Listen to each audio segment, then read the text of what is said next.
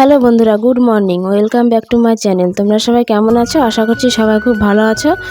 তো সুখের বাতি চ্যানেলে নতুন আর একটা ভ্লগে তোমাদের সবাইকে অনেক অনেক স্বাগতম, অনেক অনেক ভালোবাসা। তো আশা করছি আজকের ভ্লগটি তোমাদের ভালো লাগবে। তো সকালবেলা উঠে আমি বাসি কাজ সেরে দেখো বিরাস করে চলে এসেছি মুখ ধুতে।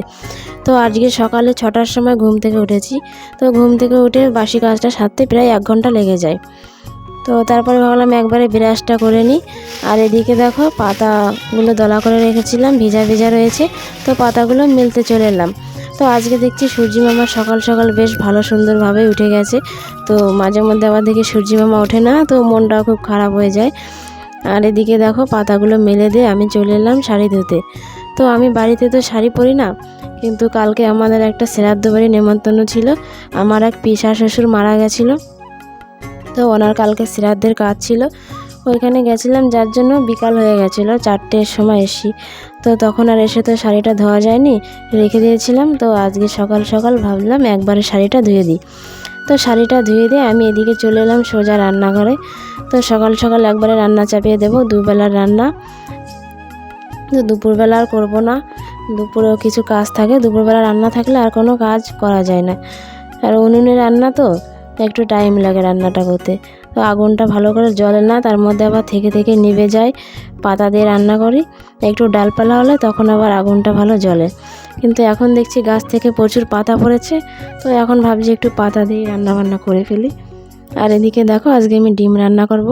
তো 3টে ডিম নিয়ে এসছি, ডিমগুলো আগে দেখো সিদ্ধ বসিয়ে দিলাম। আর এদিকে আলুগুলো কেটে ডিমের সাথে সিদ্ধ হতে দিচ্ছি, একটু বড় বড় করে কেটে দিচ্ছি আলুগুলো। তো ডিম সিদ্ধ আলু সিদ্ধ বসিয়ে দিয়ে আমি চলে এলাম এবার বাগানে নিম পাতা নিতে। তো নিম গাছটা দেখো কত উপরে, কি করে পারবো কিছুই বুঝতে পারছি না। এই কটা নিম পাতা পারতে পেরেছি। তো নিম গাছে এখন আবার ফুল হয়েছে দেখো উপরে। খাবি নিম পাতা? নিম পাতা ভাজা খাবি? ঠিক আছে, দাঁড়া।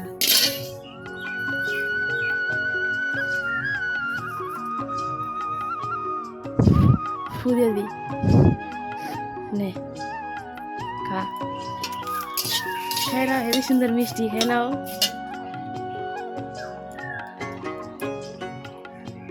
ভালো লাগে? আর খাবি?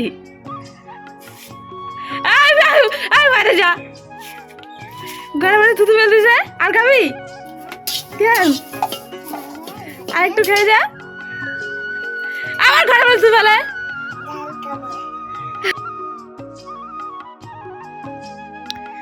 ওদিকে আমার ছেলে নিম পাতা খেয়ে খুব বকাবকি করছে, কি দিয়েছো আমাকে খেতে, কি দিয়েছো, কেন দিলা, থুতু ফেলতেই আছে, কি বলবো। আর এদিকে দেখো আমার রান্নাটাও প্রায় হয়ে গেছে, ডিমের ঝোলটাই শুধু হয়েছিল না। তো পুরো শেয়ারটা করতে পারলাম না, ছেলের সাথে দৌড়াদৌড়ি করতে করতে আর কী করে করব বলো। তো ডিমের ঝোলটাই বাকি ছিল। তো এদিকে মশলা দিয়ে আমি আলুগুলো একটু কষিয়ে নিলাম। আর এদিকে নুন হলুদটা একটু দিয়ে দিচ্ছি। তো আলুগুলো ভালো মতো সিদ্ধ হয়ে গেছে, তো অল্প জালে রান্না হয়ে যাবে। আর এদিকে দেখো ডিমটা আমি দিয়ে দিচ্ছি, জাল উঠে গেছে। তো ডিমটা দিয়ে এখন নামিয়ে দেবো।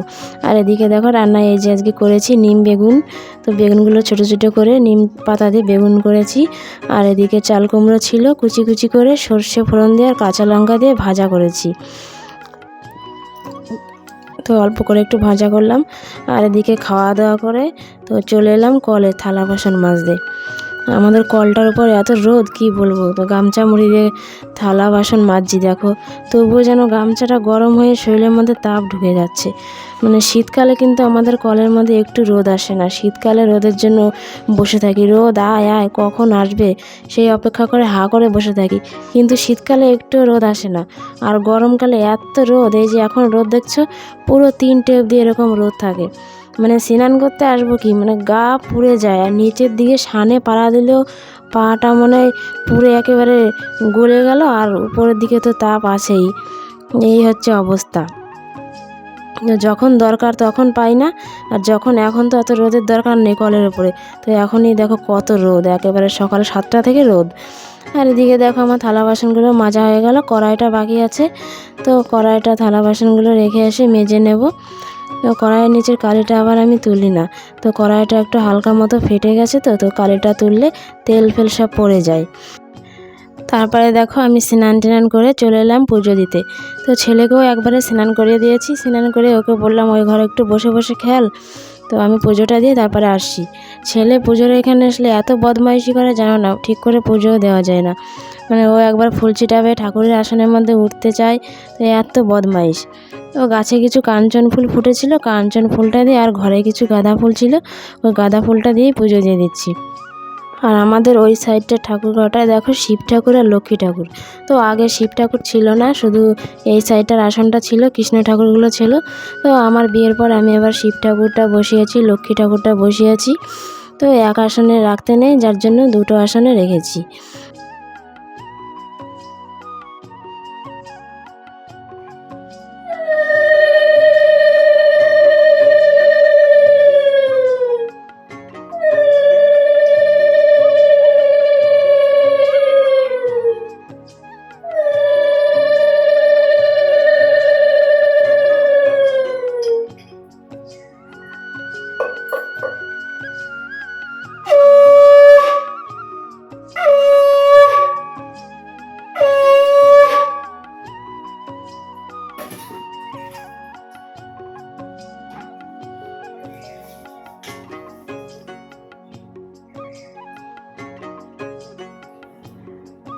তো বন্ধুরা, তোমাদের দাদাভাই দেখো কাজের থেকে চলে এসছে, স্নান টান করে খেতে দিয়ে দিয়েছি।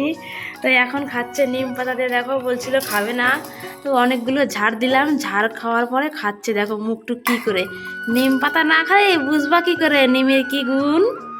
মুখ দেখো বেঁকে এটাকে ই করে ফেলিছে, নিম না খেলে নিমের গুণ বুঝবা কী করে, কী যে উপকার হয়। ঝাড়া টাড়া দেওয়ার পর নিম পাতাটা খালো। আর এদিকে এই যে ডিমের তরকারি দিয়ে দিয়েছি, চাল কুমড়ো ভাজা দিয়ে। নিম পাতাটাতে আলাদা বাটির মধ্যে দিয়েছি, তো ওটাতে খেলে থালার মধ্যে তিতো হয়ে যাবে, পরে তরকারিটা খেলেও তিতো তিতো লাগবে, তার জন্য আলাদা দিলাম। কত কষ্ট লাগলো না, ভালো লাগলো। প্রথমে তো খাওয়াই না, একটু দেবো দেবো সিরিয়াস না না, এটুকু আছে, নিয়ে খেয়ে না, ওটা ভাত না এখান থেকে। এবার না বললে কেন, তুমি ভাবছো আছে কিনা আমাকে যাচাই করলে নাকি? না ওখান থেকে ভাত নাও, তাহলে কি আছে কিনা যাচাই করলে নাকি? আছে কিনা বলে দেখি তো, যদি দিতে পারবে না তাহলে বলবো দেওনি, তাই না? চালাকি বুদ্ধি বুঝি না কিছু, ভাবছো না? ঝোলটা নাও, কিরকম করে খাচ্ছ? ঝাল লাগে তোমার? এই খেলে এই জন্য তোমার হাড়টা তো নরম, টিপ দিলেই মনে হাড়টার মধ্যে মোটর মোটর করে শব্দ হয়। আমি ঝাল খাই দেখছো, আমার হাড় কত শক্ত, দেখছো তো, দেখো হাত কত শক্ত, আর তোমার হাড়ে টিপ দিলে মোটর মোটর করে শব্দ হয়। হ্যাঁ, ঝাল না খেলে কোনোদিন হাড় শক্ত হয় না, তুমি জানো? বেশি করে ঝাল খাও, হাড় একেবারে দেখবা কিরকম হয়ে যাবে, শুকনো কুঞ্চির মতো। হাড় শক্ত হবে কিনা জানি না, তবে হাল ঢিলে হয়ে যাবে।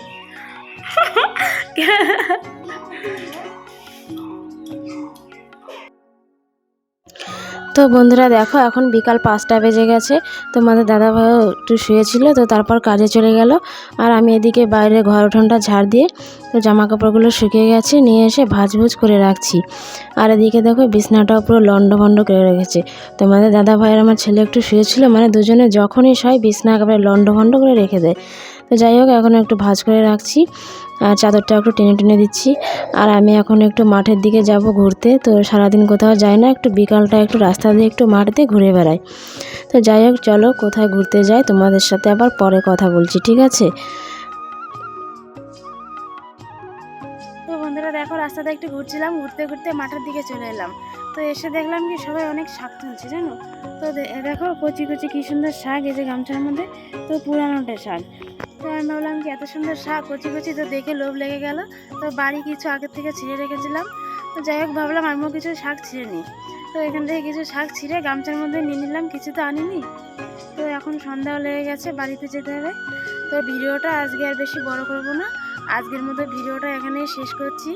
তো সবাইকে টাটা।